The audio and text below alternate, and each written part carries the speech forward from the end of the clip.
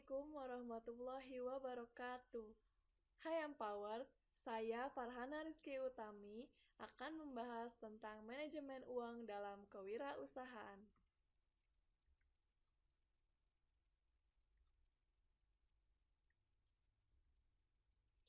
Manajemen keuangan wirausaha terdiri dari pengertian manajemen keuangan, yaitu cara mengelola dan mengalokasikan sumber-sumber dana. Dan ada pengertian tujuan manajemen keuangan, yaitu memaksimalkan keuntungan. Selanjutnya ada manajemen keuangan wirausaha, yaitu pengelolaan keuangan yang dilakukan oleh pelaku usaha mikro dan kecil. Selanjutnya ada identifikasi biaya-biaya.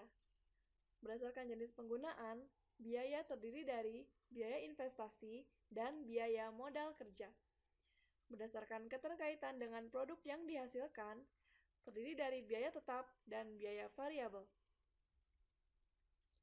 Sumber dana, modal sendiri, modal kerjasama, modal pinjaman, dan pinjaman pihak ketiga. Pinjaman pihak ketiga biasanya berasal dari bank, lembaga keuangan non-bank, dan lain-lain.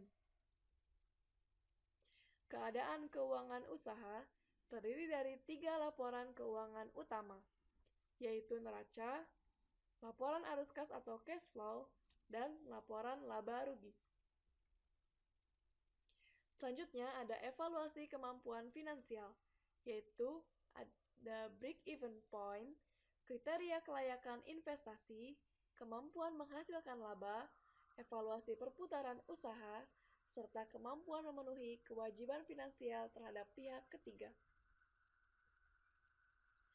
Cara mengatur keuangan untuk wirausaha, yaitu berpikir selain uang, komitmen dan disiplin, tanpa kantor, atau tidak perlu menyewa atau menggunakan jasa kantor agar lebih menghemat, lalu catat semua pengeluaran, mengatur modal dan sumber daya, mengelola arus kas atau cash flow, membangun dana darurat, budayakan menabung, agar bila Anda tidak memiliki uang, Anda tidak akan bingung. Lalu, rancang pengeluaran berdasarkan rata-rata penghasilan bersih setiap bulan. Selalu bayar tagihan saat memiliki uang, pisahkan rekening untuk biaya operasional, kehidupan, usaha, tabungan, serta investasi. Kendalikan gejolak untuk membeli barang yang tidak perlu.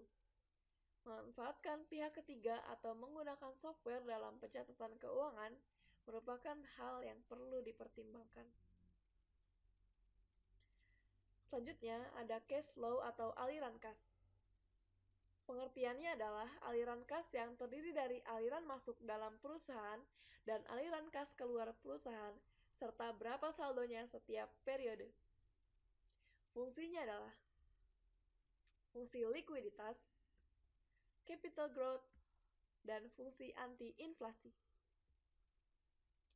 Aliran kas yang berhubungan dengan suatu proyek dapat dibagi menjadi 3 kelompok. Yang pertama ada aliran kas awal atau initial cash flow. Yang kedua ada aliran kas operasional atau operational cash flow.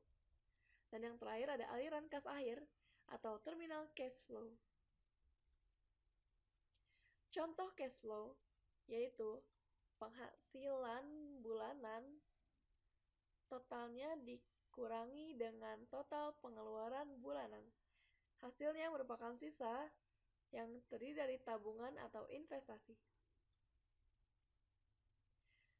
Yang terakhir ada neraca atau laporan posisi keuangan. Pengertiannya adalah bagian dari laporan keuangan suatu entitas yang dihasilkan pada suatu periode akuntansi yang menunjukkan posisi keuangan entitas tersebut pada akhir periode. Terdiri dari 3 unsur, yaitu aset, liabilitas, dan ekuitas. Persamaannya adalah aset sama dengan liabilitas dan dijumlah dengan ekuitas.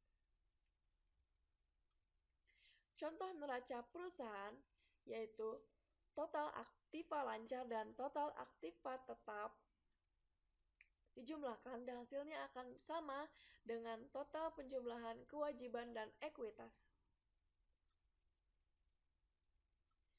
Sekian yang dapat saya sampaikan. Semoga dapat bermanfaat. Mohon maaf bila ada kekurangan. Terima kasih. Wassalamualaikum warahmatullahi wabarakatuh.